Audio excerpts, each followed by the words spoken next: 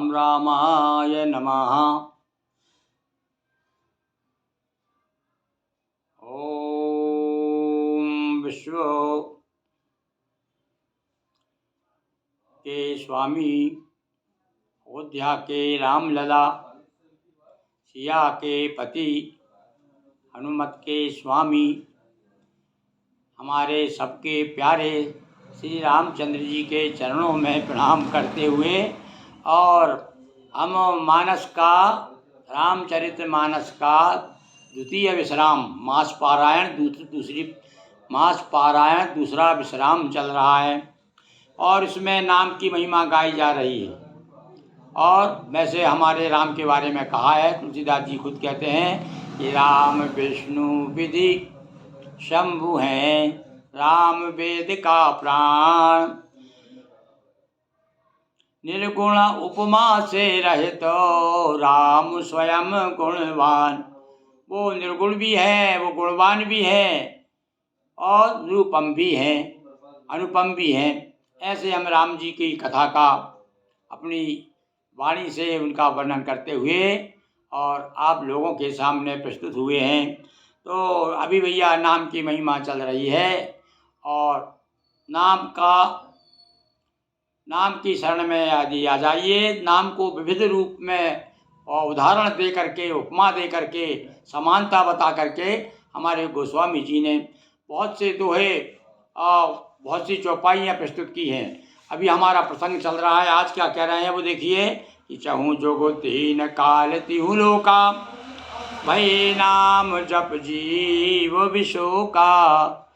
और भैया ये सारे संसार में शोक से रहित यदि होना है तो एक केवल अवलंब है। काय का अवलंब है? वो राम के नाम का अवलंब है। वो केवल एक ही अवलंब है, एक ही सहारा है। और वो कहते हैं ये सहारा ऐसा नहीं कि केवल अभी कलयुग में है, वो कहते हैं चहु जुग यानी चारों युगों, सतयुग, त्रेता, द्वापर, कलयुग, जो 4 युग की गणना है। और उसमें वैसे अलग अलग बताया है कि युगों में अलग अलग भी विधान बताए हैं पूजन के, भगवान की तरफ जाने के, भक्ति के। पर इसके बावजूद भी नाम की महिमा किसी भी कोई भी चाहे उपाय करिए, पर उन सारे विधानों में नाम की महिमा सर्वोपरि है। वेद पुराण संत मत येहु। अब देखो अलग अलग मत है, वेद क्या कहता है, पुराण क्या कहता है, संत क्या कहता है, पर तीनों के एक ही मत हैं। संत भी एक ही बात कहते हैं, जो ही बात संत कहते हैं। संत भी क्या है, उनके अंदर से जो अनुभव है, उनका जो उन्होंने अपने जीवन में अनुभव लिया है वो बोलते हैं संत। तो वो जो बोलते हैं वो भी वेदवाणी, वेद भी वही बात कहते हैं। और पुराण क्या है, पुराण भैया वेदों के पुत्र हैं, पुराण वेदों से प्रकट हुए। और उसके बाद हमारे यहाँ क्या है, वेद व्यास जी महाराज ने क्या किया है कि वेद जरा कठिन पड़ जाते हैं साधारण जीवों के लिए। साधारण क्या, हम जैसे भले हमने एमए पास किया किंतु अभी एक श्लोक समझ में नहीं आता है, तो बड़ा कठिन था। तो इसलिए वेद व्यास जी ने भगवान, वो भी वेद व्यास जी भगवान के अवतार माने जाते हैं। शायद भगवान के 24 अवतारों में वेद व्यास जी को भी अवतार कहा गया है, ये भगवान का अवतार है। तो भगवान ने स्वयं अवतार लेकर के वेद व्यास जी के रूप में वेदों को 4 विभाग किए उसके। और 4 विभाग के बाद में भी देखा कि ये लोग हैं, सब लोग वेदों को देख देख के भागेंगे, इसलिए और अलग भाग करो उनके। तो फिर उनका क्या 4 भाग करने के बाद में फिर पुराणों के माध्यम से उसी को सार लेकर के उन्हीं की खास जो तत्व हैं, हमारे जीवन मूल्य तत्व हैं जीवन के, उनको लेकर के पुराणों की रचना की। और फिर पुराणों के बाद में भी 18 पुराण, और 18 पुराण के बाद में 18 उपपुराण भी हैं। और फिर उसके बाद में भी मन नहीं माना तो हमारे आदि कवि वाल्मीकि जी ने संस्कृत में रामायण की रचना की। रामायण के बारे में तो भैया अब कितना अध्ययन होगा, हमारे गोस्वामी जी क्या कह रहे हैं, रामायण सतकोटि अपारा, अपार भी कह दिया, सतकोटि भी कह दिया। यानी भैया गिनती तो पहले कुछ लोग कहते हैं अरे बोले सतकोटि नहीं है यार, उससे भी अपार है, बोले उसका कोई पार नहीं है। इतनी कथाएं हैं और उतनी क्या हम क्या एक बात कह सकते हैं, और अपने सरल अपनी भाषा में गांव की, कि जितनी व्यथाएं हैं मनुष्यों की उतनी ही कथाएं। अब व्यथाएं गिन लीजिए कितनी व्यथाएं। जब आदमी पैदा होने के प्यार गर्भ से व्यथाएं शुरू हो जाती हैं और वो व्यथाएं मरने के बाद तक पूर्ति हैं। कहाँ तक कहा भी गया कि भाई वो कुछ व्यथाएं हैं तो हम वो पूर्व जन्म के जो हमारे प्रारब्ध हैं वो भी व्यथा बन के आते हैं। तो जितनी व्यथाएं उतनी कथाएं, अपरंपार है, कोई पार नहीं है। तो कहते हैं वेद पुराण सबका एक ही मत है, क्या कि सकल सुकृत फल राम सनेहु। हाँ भैया, केवल दादोरो या तोते की तरह नहीं रटना है राम के नाम को। राम राम राम राम, पर ये भी बताते, ये भी कहा उन्होंने कि आप बस शुरू तो कर दो, शुरू शुरू में तो आपकी समझ में नहीं आएगा, पर इतना प्रेम हो जाएगा, इतने प्रेम स्नेह है, गाते गाते स्नेह प्रकट हो जाता है और अनुराग अपने आप बढ़ जाता है। भाई हृदय स्नेह विशेष है, विशेष स्नेह आ जाता है हृदय में, भगवान की ऐसी कृपा होती। तो कहते हैं भैया सबका मत एक ही है, सारे पुण्यों का फल पूछा उनसे भैया, सारे पुण्य है हमको, उसका फल क्या होगा? तो उसका फल केवल एक ही है कि भगवान राम के चरणों के प्रति प्रेम हो जाए। ध्यान प्रथम, अब बता रहे वो बात कि भैया पहले युग में क्या होता था, दूसरे युग में किस प्रकार से लोग भगवान की पूजन करते थे, भगवान को किस प्रकार मनाते थे, कैसे परमात्मा को स्मरण करती थी ये आत्मा। तो बताया कि भैया पहले तो ध्यान किया जाता था, ध्यान अवस्थित होकर के। अभी हम ध्यान लगाते हैं तो 1 मिनट में आँख मूंदते हैं तो ना जाने मन कहाँ कहाँ घूमता है। तो इसलिए तो कहना पड़ा कबीर को कि कर का मन का छाण दे, मन का फेर। अरे माला फेरत जुग गया, गया न मन का फेर। और युग बीत गए माला घुमाते घुमाते घुमाते, अरे मन का चक्कर नहीं जाता, तो मन की गति। और अरे ये तो अर्जुन ने खुद पूछा भगवान से, महाराज ये मन तो बड़ा चंचल है, अब इसे रास्ते पे कैसे लाए? तो देखो उपाय बताए संतों ने, गीता ही बताती है क्या कि करते करते अभ्यास से मन निर्बल हो जाता है। तो आप यदि राम राम राम राम राम राम राम नाम का नाम लेते रहोगे तो क्या अभ्यास से क्या होगा कि वो बन जाता है, मन जो है फिर भागता नहीं है इधर उधर। तो अब क्या बताया उन्होंने भैया, कल ध्यान प्रथम युग, पहले युग में तो ध्यान, दूसरे युग में मख विधि दूजे, यज्ञ हुआ करता था। त्रेता में बहुत यज्ञ किए, देखो ना, यज्ञ करने लागे मुनि झारी, आप रहे मख की रखवारी, मतलब त्रेता में यज्ञ प्रमुख। अरे राक्षस भी यज्ञ करते थे अपनी सिद्धि के लिए, पर वो उल्टा काम करते थे, वो सिद्धि प्राप्त करने के लिए बल प्राप्त करना, बल प्राप्त करके लोगों को तकलीफ देना।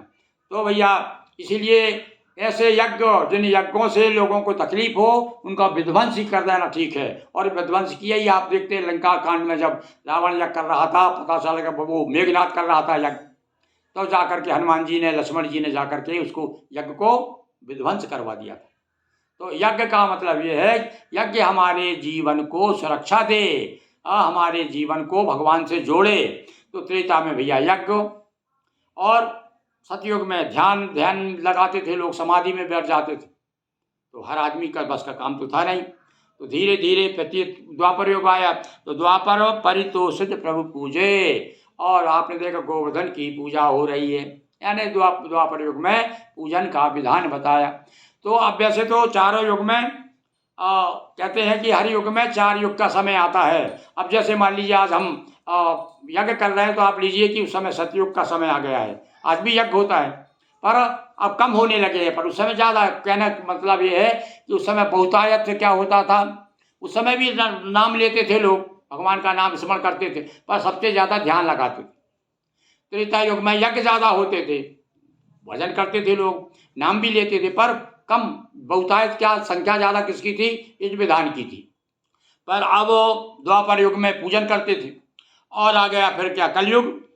तो लिखा है कली केवल मल मूल मलिना, हमारा मन जो है मलों में, कलयुग तो विशेष रूप से मन मलिन है, कलयुग का ही मन मलिन है, यानी युग ही जो है मेला है। कलयुग का नाम आते ही सारे पुण्य जो है, जितने भी सदविचार है, वो धीरे धीरे कांपने लगते, डरने लगते, भैया कलयुग आ गया, अब हमको कौन पूछेगा। अब तो वही, हम तो उन्हीं के पास जाएंगे जो भगवान के पास में है, जो भगवान की शरण में है, उन्हीं के पास जाएंगे, बाकी के लोग तो जो है हमको दुत्कारेंगे। तो कल केवल मलमूल मलिना, ये तो पाप की जड़ है, मूल यानी जड़, मल यानी पाप की जड़ है। कली केवल मलमूल मलिना, और पाप पयो निधि जन मन मीना, पाप रूपी समुद्र में जैसे समुद्र में मछलियाँ बड़े बड़े मगरमच्छ होते हैं ना, मछली होते हैं, ऐसे ही हमारा मन जो है इस मन रूपी समुद्र में। और कौन सी मछलियाँ हैं? बोले पाप रूपी मछलियाँ। यह मन में मन जो है मछली बन गया है और पाप रूपी समुद्र में डूब रहा है। यानी कलयुग में तो केवल भैया चारों तरफ पाप ही पाप है। नाम काम तरु काल कराला, सुमिरत समन सकल जग जा। सुमरत से आप सुमरन की बताया, महत्व बताया कि सुमरन से क्या, इसलिए सुमरन करो भाई।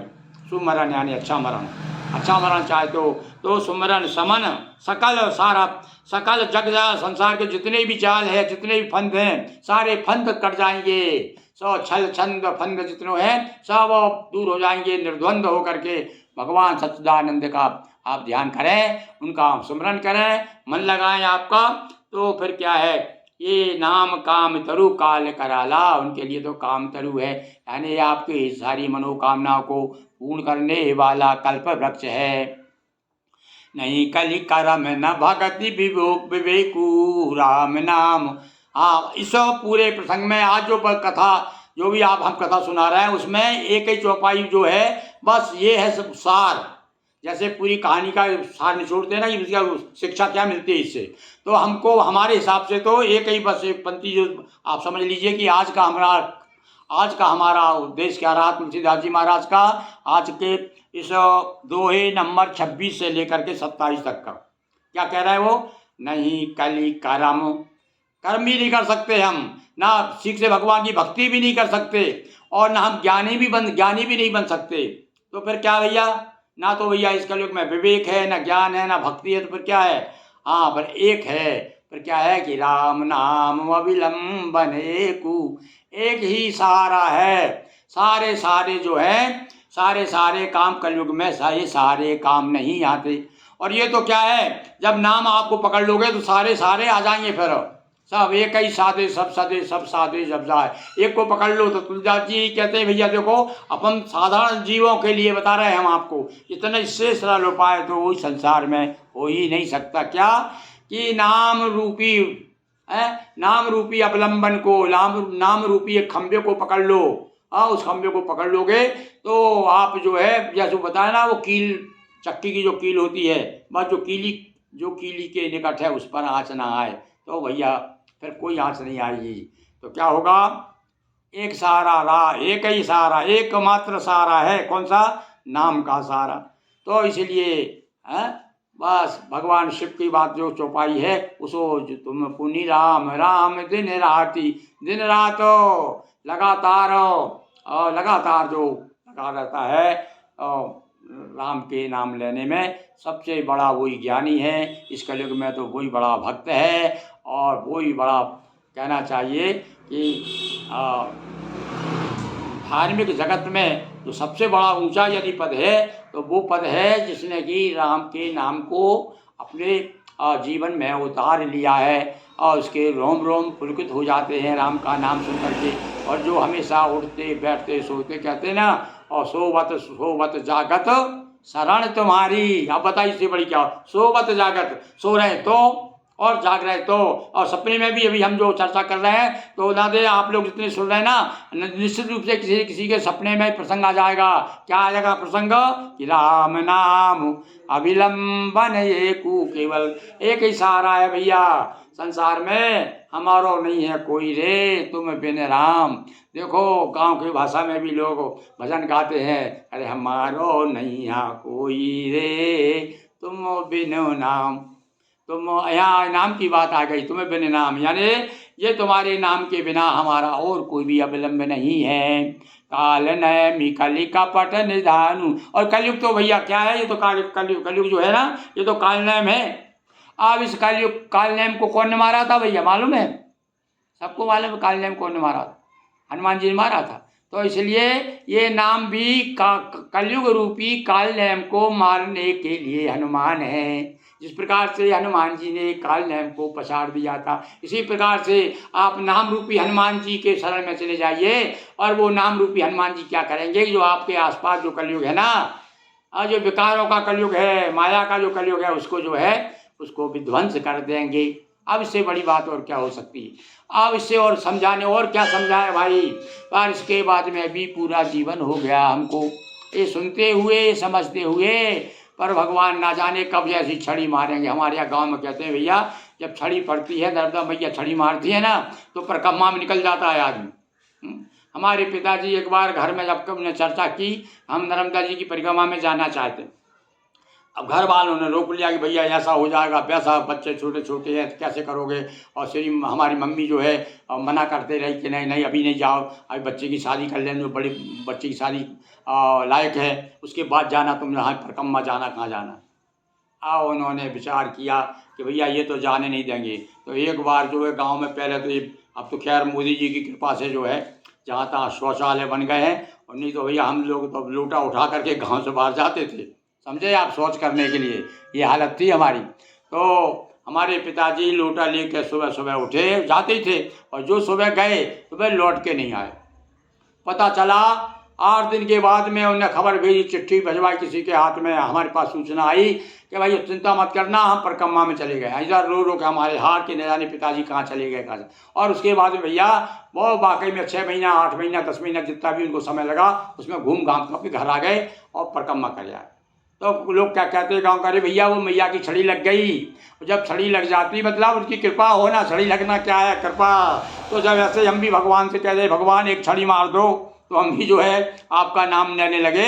और ये बात केवल आप लोगों को सुनाए नहीं, बल्कि ये भी हम समझें कि राम नाम अविलंबन एकु, केवल जीवन का बस एक ही सहारा है, वो है नाम का सहारा। तो नाम ही लेते भव सिंधु सुखाई, जब नाम लेंगे तो संसार रूपी समुद्र सूख जाएगा। अब क्या कहते हैं, अब देखो फिर एक उदाहरण दिया उन्होंने, अभी कालनेम बताया, नाम क्या है, कालनेम है। अब ये उदाहरण देते हैं, नाम क्या है, बोले कल्प वृक्ष है। नाम क्या है? और ना राम नाम कलि अभिमत दाता, और हित पर लोक लोक पितु माता। चलिए आप अपने माता पिता आपको आपसे पूछे भैया माता पिता क्या करते हैं, तो माता पिता अपने बच्चे को किस प्रकार से पालन पोषण करते हैं। एक यदि रोटी मिलती है तो आधी बच्चे को खिलाते हैं, आधी अपन खुद खाते भूखे रह जाते हैं। तो ऐसे ही माता पिता के समान हो। अब जो है नाम फिर रक्षा करता है, आप बिल्कुल शरणापन्न हो जाइए। और वो बताया कि फिर नाम और क्या करता है, और इस लोक में तो आपका लाभ है ही, और परलोक में भी परम धाम प्राप्त तो करा देता है, मोक्ष प्राप्त कर देता है, और भगवान के समीप पहुंचा देता है। नाम की इतनी बड़ी महिमा है। तो ऐसा ये नाम है। अब यहाँ एक उदाहरण और देते हैं, अभी तो कालनेम बताया, अब कहते हैं राम नाम नर केसरी। नर केसरी कौन है, नरसिंह, केसरी यानी सिंह, नरसिंह है। और अब देखो कैसा उसको उदाहरण फिट किया उन्होंने, देखिए बताते हैं हमारे गोस्वामी जी कि राम को अपने क्या कह दिया, नरसिंह।